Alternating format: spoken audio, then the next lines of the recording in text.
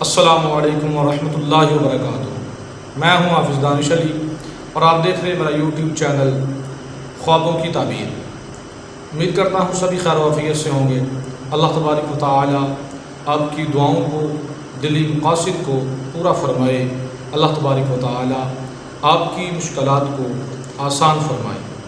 آمین ثم آمین یا رب العالمین۔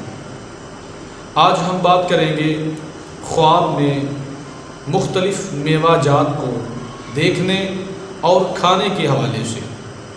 اس کی مختلف صورتیں ہیں اور ان کی مختلف تعبیریں ہیں جو آگے چل کر ہم اس ویڈیو میں بیان کریں گے۔ تو ویڈیو شروع کرنے سے پہلے اگر آپ نے میرا یوٹیوب چینل سبسکرائب نہیں کیا تو برائے مہربانی چینل کو سبسکرائب کر لیں اور بیل کے آئیکن کو دبا لیں تاکہ میری آنے والی ہر ویڈیو آپ کے پاس بآسانی پہنچ سکے۔ تو گفتگو شروع کرتے ہیں۔ خواب میں میوہ کشمش دیکھنا یا کھانا مال ملنے، فائدہ حاصل ہونے اور برکت حاصل ہونے کی علامت ہے۔ خواب میں میوے باغ سے کھانا مالدار عورت ملنے اور اس کے مال سے فائدہ اٹھانے کی علامت ہے۔ خواب میں میوے باغ سے گرنا شریف آدمی سے لڑنے اور اس پر غالب آنے کی علامت ہے۔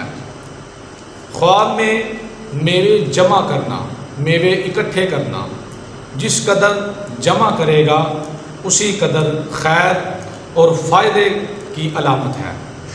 خواب میں بادام دیکھنا یا کھانا ترقی پانے، دولت حاصل ہونے اور بڑا عہدہ ملنے کی علامت ہے۔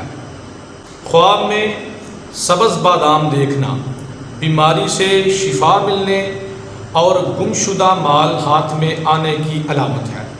خواب میں اخروٹ یا اخروٹ کا درخت دیکھنا یا پھر اخروٹ کھانا تجارت میں فائدہ حاصل ہونے اور اختیارات ملنے کی علامت ہے۔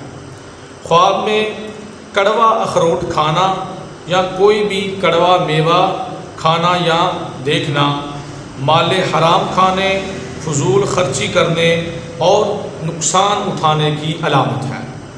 خواب میں چلغوزہ دیکھنا یا کھانا سختی اور غم کی علامت ہے۔ ایسا خواب دیکھنے والے کو چاہیے کہ صدقہ و خیرات کرے، اللہ تبارک و تعالی کی حمد و ثنا کرے تاکہ جو خواب کا برا اثر ہے وہ ظاہر ہو جائے۔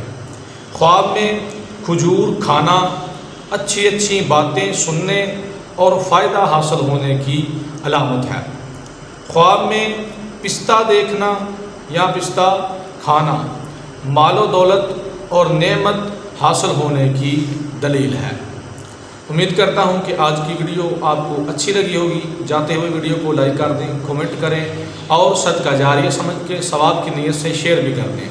اگر آپ ہم سے آن لائن قرآن پاک کی تعلیم حاصل کرنا چاہتے ہیں، ترجمہ و تفسیر پڑھنا چاہتے ہیں، خوابوں کی تعبیر پوچھنا چاہتے ہیں یا استخارہ کروانا چاہتے ہیں تو ڈسکرپشن میں ہمارا واٹس ایپ نمبر موجود ہے، آپ رابطہ کر سکتے ہیں۔